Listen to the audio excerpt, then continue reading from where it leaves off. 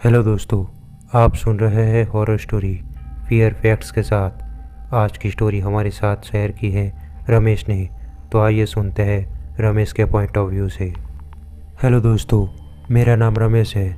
कुछ महीनों पहले मुझे और मेरे दोस्त रवि को मेरे दोस्त सुनील की शादी में जाना था। जब मैं रवि के घर सुबह सुबह पहुंच गया तो वहां रवि नहा धोकर तैयार हो गया था। हमें जिस गांव में जाना था उस गांव का नाम नीलपुर था। ये गांव का नाम बहुत अजीब था। तैयार होने के बाद हम दोनों सुनील के गांव की ओर चलने लगे। सुबह सुबह गर्मी के मौसम में ठंडी ठंडी हवा का सुकून हमें बहुत अच्छा लग रहा था। जब मैं और रवि नीलपुर पहुंचे तो वह गांव नॉर्मल दिख रहा था। चारों ओर लोगों का जमावड़ा दिख रहा था। फिर मैं और रवि सुनील को मिले। खैर, बारात अभी 2 दिन बाद जाने वाली थी। पूरा दिन मैंने और रवि ने खूब एंजॉय किया। फिर शाम को पता चला कि अगले दिन काम पे भी जाना है, तो हमने वहाँ से शाम को निकलना ठीक समझा। शाम को 7 बजे हम दोनों वहाँ से निकल ही रहे थे कि सुनील हमारे पास आया और बोला, देखो भाइयों, गांव के बाहर का रास्ता हाईवे से मिलता है। वो रास्ता बहुत ही हॉन्टेड है, पर तुम्हें उस रास्ते पे गाड़ी नहीं रोकनी है, वरना तुम्हें उसका अंजाम भुगतना पड़ेगा। पर हमने इस बात को नज़रअंदाज करते हुए आगे की ओर बढ़ने लगे। हमने हमारे साथ कुछ मिठाइयाँ भी ली थी। अब हम सुमसाम रास्ते पर अकेले थे। गांव का कोई भी आदमी उस रास्ते पर नहीं दिखा। अब हमारा गांव 45 किलोमीटर दूर था। रास्ता एकदम वीरान पड़ा था। जब हम थोड़ी दूर पहुंचे तो मौसम ने अपना मूड बनाया। आसमान में काले घने बादल छाने लगे, बिजलियाँ कड़कने लगी। थोड़े आगे जाते ही कार के आगे बड़ा पत्थर आ जाता है और गाड़ी आगे ही नहीं जा पाती है।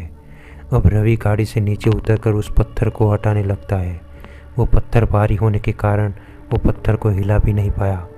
अब मैंने और रवि ने मिलकर पत्थर को हटाना शुरू किया। जैसे तैसे करके हमने पत्थर को हटाकर साइड में किया।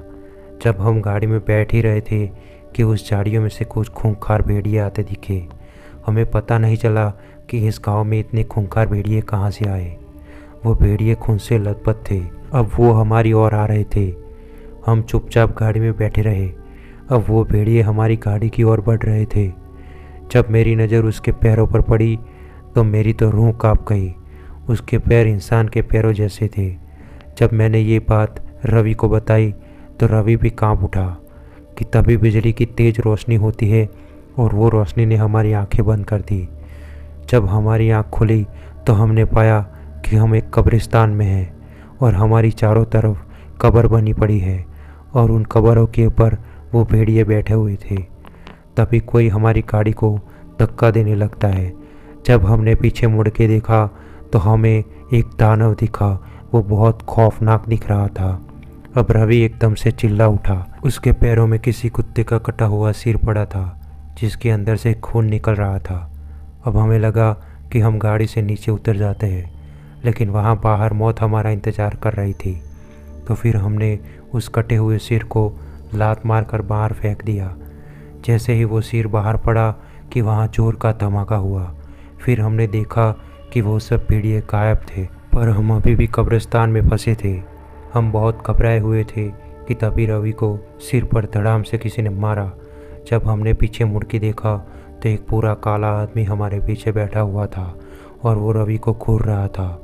अब मैंने इस कब्रिस्तान से गाड़ी को बाहर लेने की सोची, लेकिन गाड़ी आगे ही नहीं बढ़ रही थी। हमने गाड़ी को बहुत स्टार्ट किया पर गाड़ी शुरू ही नहीं हो रही थी। अब हमारे पास एक ही रास्ता बचा था कि हम गाड़ी से नीचे उतरकर भागना शुरू करें, पर यह बहुत रिस्क भरा था। फिर भी हमने गाड़ी का दरवाज़ा खोलकर बाहर गए।